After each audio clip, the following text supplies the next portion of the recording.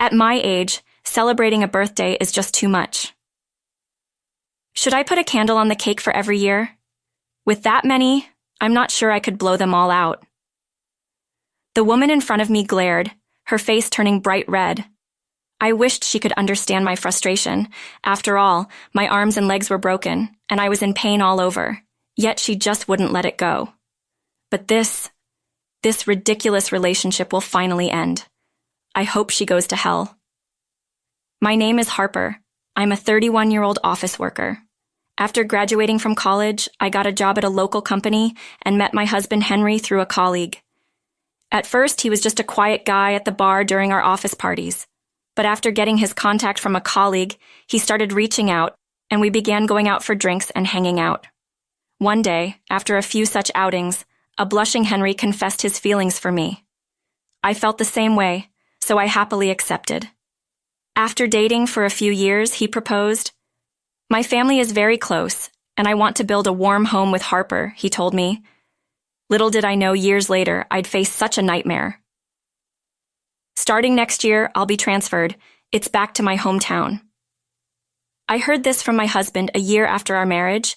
I thought, so the time has finally come. His company transfers him every few years. We currently live in my hometown, but not his. His family home is quite far, over an hour by plane. I knew about the transfers when we got married, so I was mentally prepared. I never thought of divorcing or living separately because of this. I've only ever left my hometown for trips or work training, so leaving was a bit scary. But knowing he'd be with me was comforting. My mom and the others are excited to see us more often. Hearing that made me a bit uneasy. And there was a reason.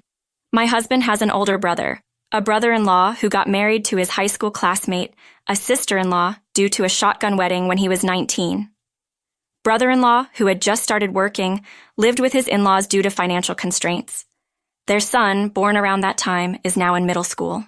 I sometimes wonder why they don't move out and live on their own, but it seems the reason is mother-in-law and sister-in-law. They are as close as a real mother and daughter. Before the transfer, we visited his family a few times a year, but after marrying, I couldn't just be a guest. I tried to help in the kitchen, but they'd say, "Oh, Harper, just relax, we've got this." "Yeah, Harper, leave this to us. But, the hallway is a bit dirty. Could you clean it?" They'd chat away happily after pushing me out. I didn't feel completely left out, but I did feel alienated. When I left the room, I could hear their laughter. Were they talking behind my back? Well, there's a difference between a daughter-in-law of several years and one of a few months.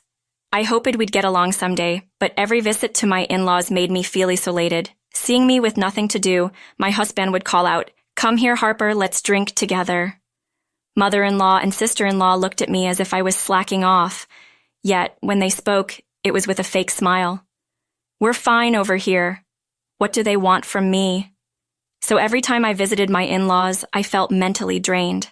Father-in-law and brother-in-law were kind, and brother-in-law's son, Kenta, though a bit distant, probably due to his teenage years, would respond if spoken to. "You two seem close, but Harper's here too. Include her in the conversation," father-in-law would often say, perhaps out of concern. On such occasions, they'd invite me with a smile. "We were just about to call you, Harper." But once I joined, mother-in-law and sister-in-law would burst into laughter over some private joke. Did something happen? Even when I tried to join in, I'd get a dismissive, "Oh, something like that," from both. It feels so familiar. Oh, I remember in school, after a fight with a friend, she spread rumors about me, and all the girls in class ignored me. Yet in front of the teacher, they acted like best friends. The feeling at my in-laws was eerily similar. But I'm an adult now, in my late 20s to early 30s. Acting childish at this age, from then on, I stopped trying to get close. My husband noticed the tension between me, mother-in-law, and sister-in-law. "You don't have to force yourself. My mom and sister-in-law are acting childish," he'd say, always on my side. He once confronted them about their attitude towards me, but it didn't change. I asked him not to bring it up anymore, and not wanting to make things worse. After my husband's transfer, I left my longtime job. With no kids, I didn't plan to be a homemaker. I started job hunting immediately after moving and was fortunate to find a full-time position close to home. Starting at a new company was nerve-wracking, but my colleagues and boss were kind and welcoming. After the cold treatment from mother-in-law and sister-in-law, this warmth was comforting. However, a new issue arose. Frequent messages from sister-in-law. Harper, you haven't visited in a while. Are you busy? As your senior in marriage, I think visiting is a form of respect, don't you think? There was so much written about it. At first, I was happy to hear from sister-in-law and replied promptly. She'd always respond within minutes. But with work, I couldn't always check my phone. Despite not replying, sister-in-law kept messaging. One lunch break. I found 10 messages from her. It was a bit unsettling. Is she that free? Eventually, my delayed responses upset her. Are my messages bothering you? I get it. Fine then. After that, the messages stopped. When I talked to my husband, he said, "This is pretty insane." My brother mentioned it too. It seems sister-in-law has a really short temper. One moment she'd send me an angry message and the next she'd apologize. Then she'd get angry again. I thought she must be so busy. Perhaps because of her temperament. I heard that the brother-in-law couple often argue, even when sister-in-law is clearly in the wrong. Mother-in-law intervenes, making things worse. Weren't they a close family? When I asked my husband, he said that ever since sister-in-law got married, the atmosphere at home started to change. Mother-in-law always wanted a daughter and adores sister-in-law. I thought, I'm a woman too, right? But I had no desire to get close to such people. I just wanted them to do their own thing. But then, out of the blue, I got a call from an unexpected person. It was mother-in-law. I was a bit taken aback, but I took a deep breath and answered, "Hello, Harper." Mother-in-law, with a slightly cheerful voice, said, she is having a birthday party soon and would love for my husband and me to attend. "Oh, you don't have to bring a gift or anything." She repeated that 3 times during the call, so she's basically saying, but come celebrate my birthday and bring a gift. I've never been invited by the birthday person themselves before. Typical of her, I thought. "I'll have to check with Henry when he gets home," I replied. Mother-in-law said, "If it's really not possible for both of you, just you will do, and don't worry about the gift." But then she hung up. I have work too, but it seems she's already decided I'm attending. Usually she'd want both of us there, but she must really want a gift this time. I sighed. When I discussed with my husband after he came home, he said he had an important business meeting that day and couldn't make it. When I informed mother-in-law, she said, "That's fine, just you, Harper. I'll be waiting." And she hung up. I have work too. I could have chosen not to go, but I thought I'd try to fulfill the duties sister-in-law always talks about, so I decided to attend alone. By then, I had some paid leave, which I reluctantly used. Before I knew it, the day arrived. I headed to my in-laws' house earlier than the time mentioned. When I entered, sister-in-law was busily cooking. It was awkward since we hadn't met since that message. I greeted her, but she didn't respond. In the living room, an excited mother-in-law was eagerly waiting. She had asked me to decorate the room, so I hung up the various decorations I bought. She just stared at them in silence. "I wish he'd go somewhere else. It looks plain and cheap," she whispered, so that I could hear, and quickly went to the kitchen. After a while, sister-in-law came into the living room and said, "Hey, can you get the cake? I'm tied up right now." She glared at me, looked around the decorated room, and muttered, "Looks charm." I felt embarrassed being told that. "I'll finish up here and then head out," I said. Sister-in-law laughed and replied, "With these unimpressive decorations, what's the point? Now you should have said something sooner." Not wanting to provoke her further, I took the reservation slip from the cake she handed me with a dismissive gesture. Feeling a bit annoyed, I headed to the front door. "Oh, by the way," she said, "I told them you'd be paying today," and then slammed the door behind me. Really, she couldn't have said that any differently. I considered just leaving, but I thought better of it and headed to a nearby bakery with a heavy heart. "Here it is," the clerk said, showing me the cake. I was taken aback. It was a custom-made cake, large enough for a crowd, surrounded by whipped cream and fruits. There was an illustration of a family in the center. Seeing it made me incredibly sad. It was based on a family photo taken during my first visit to my in-laws, but I wasn't in the cake's illustration. Sister-in-law probably requested to exclude me. The clerk, noticing my reaction, seemed uncomfortable. The bill was $80, which shocked me further. If I had known the cake was this big, I would have driven. As I was walking back, I noticed a car swerving dangerously. Before I knew it, the car jumped the curb and headed straight for me. The pain hit me instantly. "Someone's been hit. Call an ambulance," I heard a kind voice before blacking out. When I came to, I was in a hospital bed. A doctor explained my injuries, a broken right arm and leg. Thankfully, my head was fine. The driver had fallen asleep at the wheel. "Do you have someone we can contact?" I gave them my husband's contact as well as mother-in-law and sister-in-law's, thinking they might be worried. I noticed the slightly crushed cake box next to me. I must have thrown it when I saw the car coming. I was dozing off when my phone kept ringing. Answering it, I heard, "Where are you? It's my birthday." "I heard you had a minor accident, but you're okay, right? Hurry back and help with the preparations." She hung up without waiting for a reply. My broken arm and leg told a different story. I'm done with this family. They better brace themselves. I pleaded with the doctor to let me leave, promising to return soon, and headed to my in-laws with a strong ally by my side. I wasn't afraid. When I arrived, the two of them were waiting outside, probably eager to make a snide remark. As I transferred from the car to a borrowed wheelchair, mother-in-law stammered, "Wait, did you break bones? What happened?" Seeing my injuries, she seemed genuinely shaken. My right arm and leg were casted, and I had numerous scrapes and bruises. It was clear to anyone that my injuries weren't minor. I came because mother-in-law insisted. "Here's your birthday cake and good news. Henry came to support me." Henry pushed my wheelchair after finishing a business call. He had rushed over when he heard the voicemail from the hospital. While I was napping, he was by my side when the call from my mother-in-law came in. Shaking with anger as he listened to the conversation with me, he told me we didn't have to go. But I pleaded, and he humbly spoke with the doctor for me. "Are you out of your mind? Look at Harper. How is this a minor injury? Tell me."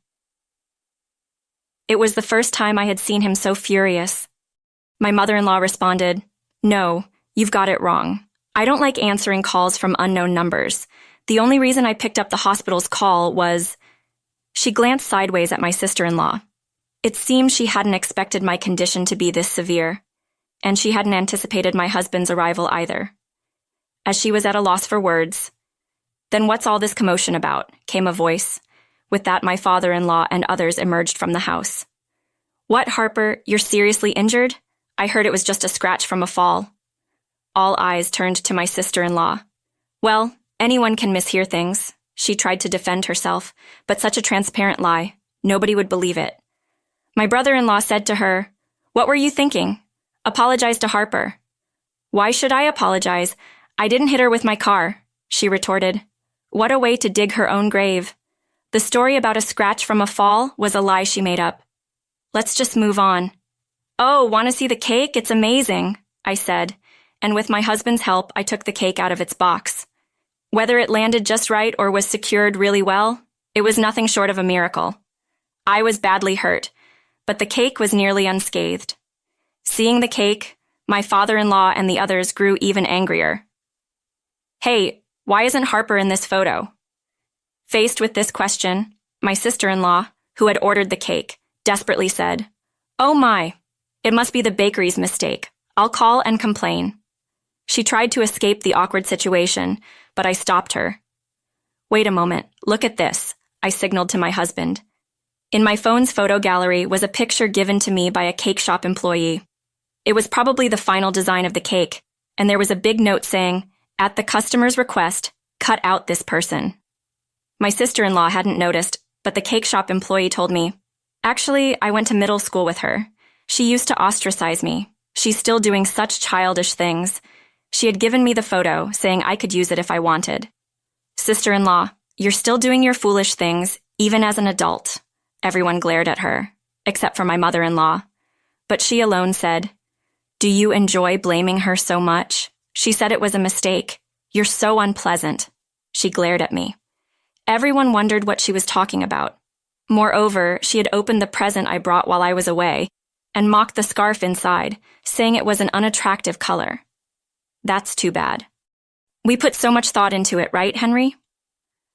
At my words, my mother-in-law looked puzzled. That's because the scarf was a gift my husband had spent an hour choosing at a department store since he couldn't attend today. My mom and I both love yellow. We used to say we were alike because of it when I was a kid. He shared such a heartwarming story with me, yet they treated him like this. My mother-in-law, trembling, shouted, "It's all your fault! Everything on such a special day." She was so loud and obnoxious that I retorted, "Act your age, it's just a birthday, are you nuts? Should we put a candle on the cake for every year you've been alive? I'm not sure you'd be able to blow them all out." I didn't regret saying it because today would be the last time I'd see my mother-in-law. "We're leaving, Mom. Sister, you two are out of your minds. We won't be coming back here. We don't want to see you again. We don't need any inheritance. Goodbye," Henry said, pushing my wheelchair away. The family he once loved was nowhere to be seen. He chose me over his own parents. That made me so happy. The aftermath was chaotic. My father-in-law offered my mother-in-law a divorce. She didn't accept easily, saying, "You should reconsider, father-in-law." I thought, how dare she? But then my sister-in-law chimed in, "Is this the time to worry about others?" My brother-in-law said to her, "What?" My sister-in-law looked puzzled as my brother-in-law, like my father-in-law, proposed a divorce. Apparently, my mother-in-law and my sister-in-law had been out partying from morning till night lately. My retired father-in-law took care of most of the household chores. He had been patient, thinking she had supported him for many years, but he was fed up with her attitude towards me and the fact that they had been neglecting their grandson, Kenta. Moreover, right after Kenta was born, my sister-in-law claimed she had postpartum depression and went back to her parents' house. It turned out she was lying and just wanted to party. When her parents found out, they disowned her. She had no place to go, so she clung to my mother-in-law. She also lied to my mother-in-law, saying I had bad-mouthed her. Mother-in-law easily believed that. I was dumbfounded when I heard this. I hope those two malicious women live happily ever after. I don't need such a family. In the end, they couldn't come to an agreement. "I'll give you the house. Do whatever you want," my father-in-law said. My father-in-law said. They agreed to divorce when they realized they'd get the house. But my ex-sister-in-law said, "Make sure you pay child support," to which my brother-in-law replied, "Why would I? I'm not giving you custody."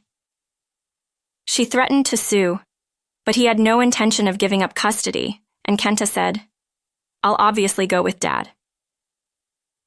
She was counting on the child support, but the divorce papers were already filled, and the divorce was finalized. You can't live on a house alone. I hope she struggles. A few months later, I was still working.